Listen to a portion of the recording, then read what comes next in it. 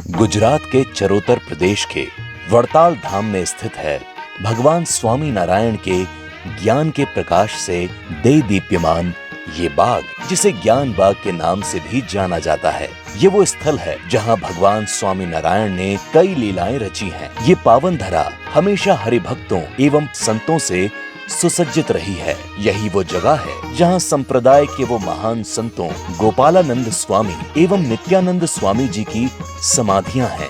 यहाँ एक बेहद विशाल आर्ट गैलरी है जिसमें भगवान स्वामी नारायण के जीवन से जुड़ी हर स्मृति को बहुत कुशलता से संजो कर रखा गया है। भगवान की इस स्थली पर पधारे प्रत्येक हरिभक्त को अप्रतिम सुख और शांति का अनुभव होता है। इतना ही नहीं, ये तो बस शुरुआत है। आगे ऐसा बहुत कुछ है जो प्रत्येक हरिभक्त को रोमांचित और स्तब्ध कर देगा। तो दोस्तों, आइए शुरू करते हैं ये सफर। कुल वृक्ष प्रस्तुत करते हैं अमर कथा ज्ञान बाग की।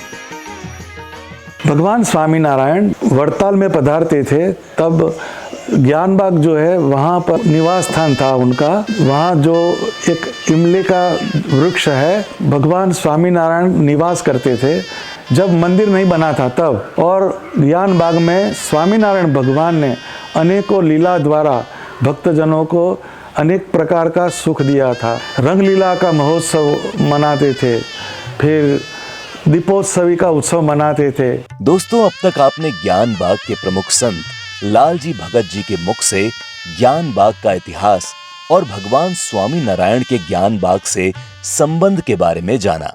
तो चलिए अब एक एक करके ज्ञान बाग के सभी रमणीय स्थलों के बारे में जानते हैं। ज्ञान बाग में प्रवेश करते ही बाईं ओर इमली का विशाल वृक्ष है जहां भगवान स्वामी नारायण निवास करते थे। इस वृक्ष के पीछे एक मंदिर स्थापित है जिसमें स्वामी नारायण भगवान के समकालीन संतों द्वारा रचित ग्रंथों की वास्तविक प्रतियां आज भी मौजूद हैं।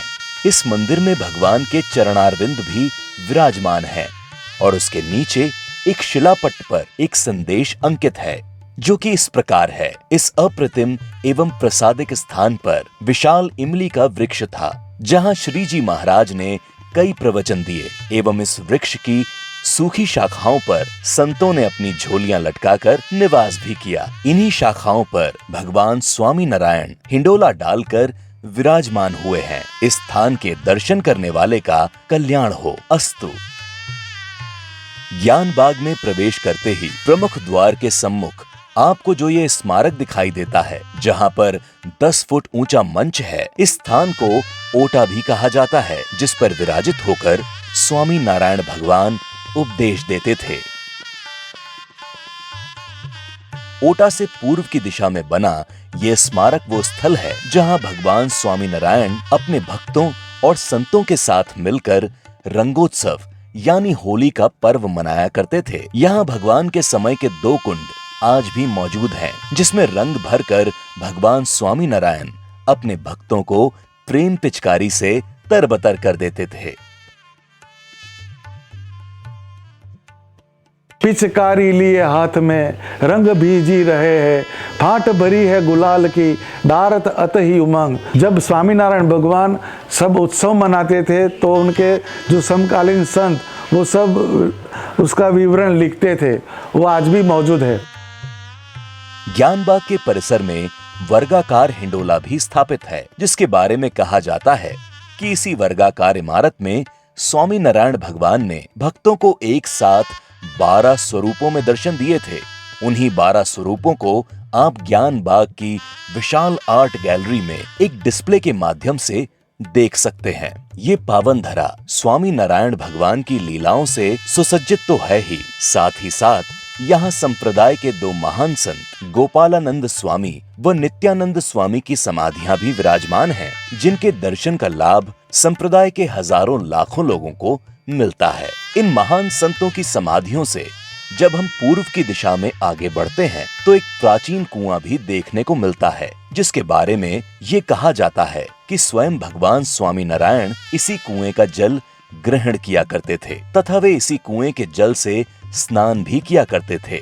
एक ऐसा भवन जहां भगवान स्वामी नारायण ने 25 सालों तक निवास किया। गढ़पुर के उसी दरबार गढ़ की हूबहू प्रतिकृति ज्ञान बाग में स्थापित है, जिसके परिसर में भगवान स्वामी नारायण के समय की या उनके द्वारा स्पर्श की गई अनेकों अमूल्य वस्तुएं आज भी मौजूद हैं।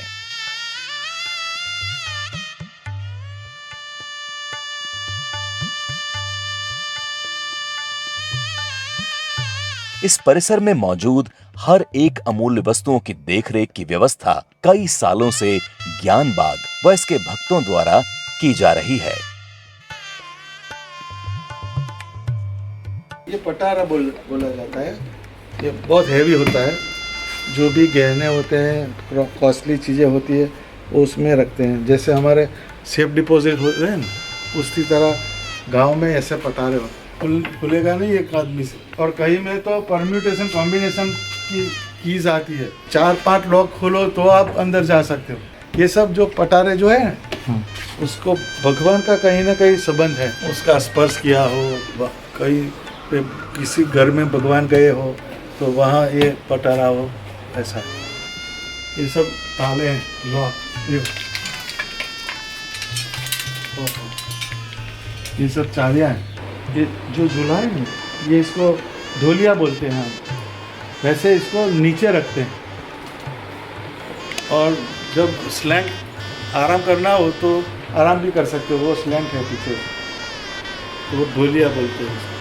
वो झूल भी सकता है और नीचे भी रहता है।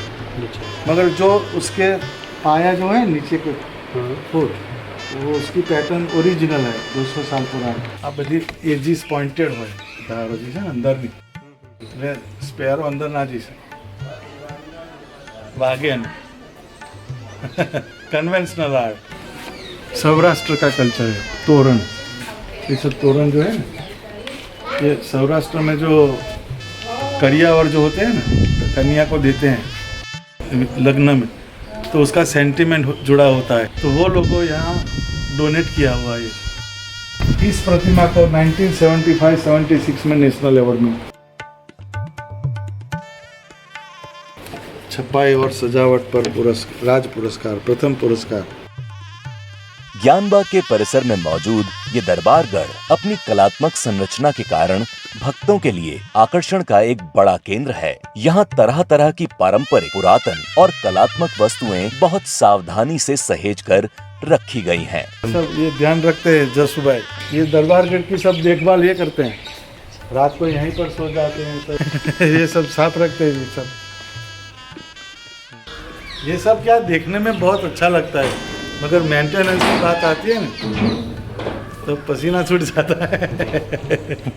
जैसा कि भगत जी ने कहा, उससे आपको ये अंदाजा तो लग ही गया होगा कि परिसर की देखरेख व मरम्मत का काम कितना पेचीदा होता होगा।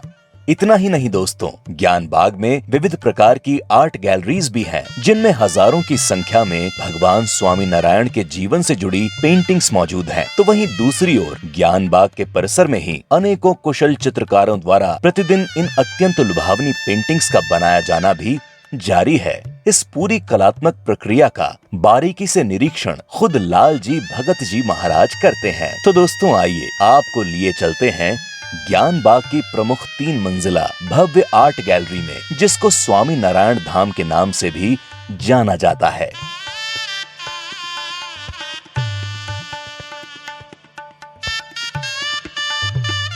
इस आर्ट गैलरी के परिसर में भी भगवान स्वामी नारायण के द्वारा उपयोग में लाई गई वस्तुएं बहुत सहेज कर रखी गई हैं।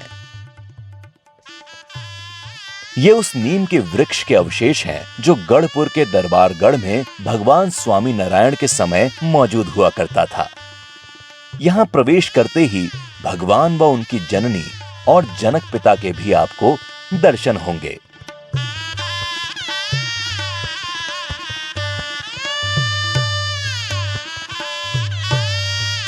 भगवान स्वामी नारायण के प्रागट्य से लेकर स्वधाम गमन तक उनकी सारी लीलाओं से इस पूरी आर्ट गैलरी को सजाया गया है।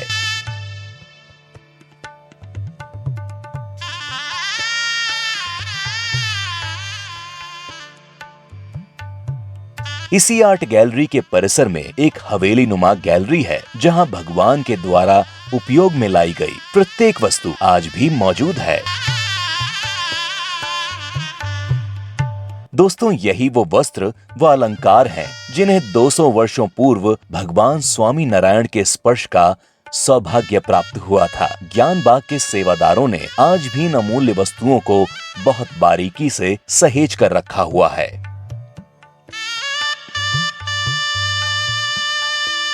तो मित्रों और प्रेमियों, हम आज के इस एपिसोड को यहीं समाप्त करते हैं, पर वादा है कि आगे बहुत कुछ है जो बताया और दर्शाया जाना बाकी है। तो बस इतना समझ लीजिए कि ये अंत नहीं, आरंभ है, क्योंकि किसी कवि ने कहा है कि अंत ही नए जीवन का प्रारंभ है। अंत में ही अंततः निहित आरंभ है।